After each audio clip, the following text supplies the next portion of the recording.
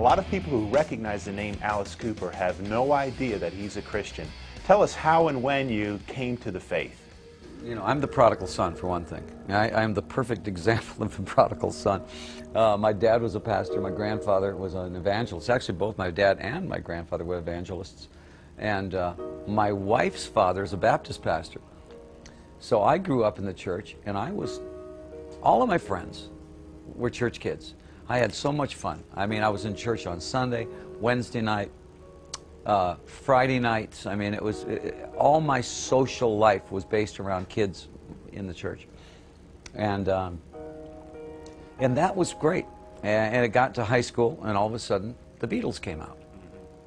And I went, oh, well, that's kind of, you know, and I was a natural mimic anyways. So I watched the Beatles, and I said, well, that would be fun to do. Being in a hit band with hit records and getting as big as we got is like winning the lottery about 3 times. It just doesn't happen. You know, we were definitely the underdogs in the whole thing, and we kept going, well, we're never going to make it. This is fun, you know, to do this, and then we'll go get real jobs. And we kept getting bigger and bigger and bigger, and all of a sudden, there we were. You know, and then on top of it, being creative, I looked around and I went, there's no villains in rock and roll. Why not create rock's ultimate villain? You know, and still, without thinking, well, how would that bother? That wouldn't affect my faith at all. You know, the Bible's full of villains. You know, I'll be this villain.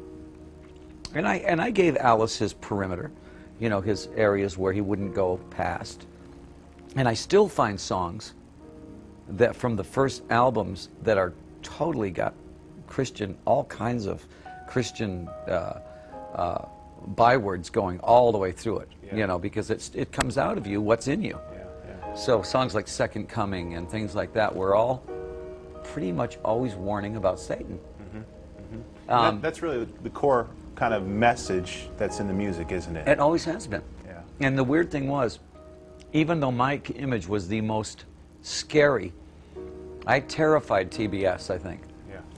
Because of, first of all, they never heard my songs. I guarantee you. Mm-hmm. They never actually listened to my songs. Because almost everything I wrote was good and evil. Mm-hmm. Don't pick evil. Yeah. You know, even when I wasn't Christian, I was saying that. You know, God and the devil. Don't pick the devil. It's a bad idea. You know. But, you know, all they saw was the image. All they saw was, and that was okay. We've all heard of the Gospel of Matthew, Mark, Luke, and John. What is the Gospel according to Alice? If you were to summarize the message that so influenced your life, what would it be? If it says that Jonah was swallowed by a whale, then that means it. If it's, I don't believe this stuff where it's all, well, you know, it's just kind of, those are all parables, and they meant this, and no. I say if it says it, it meant it. You know, and people laugh at me and say, well, you know, I mean, you can't really believe that. And I go, well, if I can believe that God created the world and created everything in it, why wouldn't I believe a simple thing like that? That's not a hard thing. You know, the very fact that he cared enough about me to save my life about 20 times, you know, and help me survive a million different things to put me where I am now. And then the challenge I have now, being a Christian in the rock business. You know, he kind of put me in the Philistines, in the camp of the Philistines, which is okay. Yeah, what's that like? Well, you have to live your life every day. You have to live your faith. You know, I mean, I'm living in a world that's not my world. I know that, but I live in it, and I try to live my faith every day in it. If I can live, that's my testimony. I don't need to be going out. If somebody mentions, you know, my faith, I definitely talk about it in interviews and things like that. I mean, I'm very open about it. I'm never under a quilt about who I am. But I'm not going to be the one that says, now sit down, I'm going to tell you about this. And you know, I'm not going to be the car salesman. It seems like you'd rather live out your life like everybody else than have to live up to someone else's standard of what a celebrity Christian should be like. If I walk outside and I make a mistake, all of a sudden my Christianity goes down the toilet. Well, what people don't realize, when you become a Christian, does not make it any easier. It makes it harder. It makes your life harder. It makes your soul at ease with God because you know where you're at with Him. it doesn't make your social life or your normal life in America any easier. In fact, it puts you under the microscope.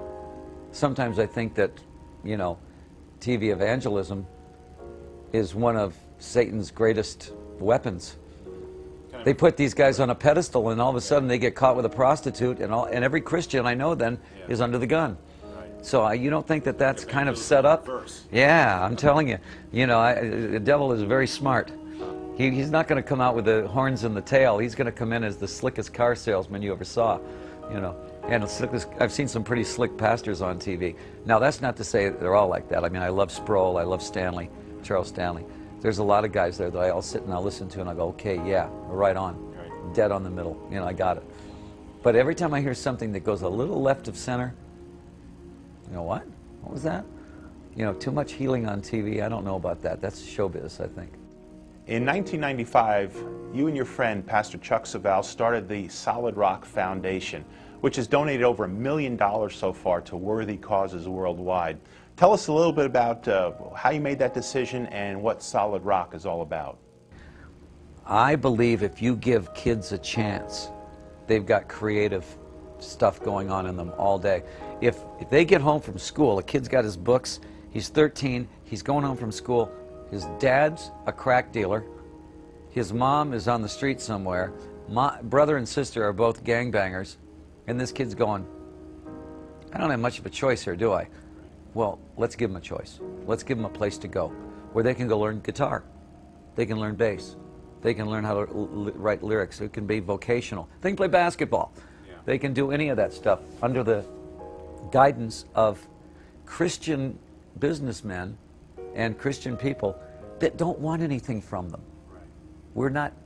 We don't say, okay, now you have to learn these Bible verses. And anything. We're not asking anything.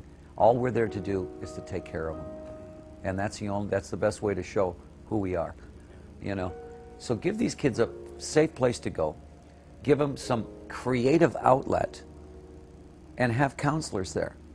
Right now, we're kind of looking for those Christian guys that have got a lot of money that want to put it somewhere. You can't get any better than this.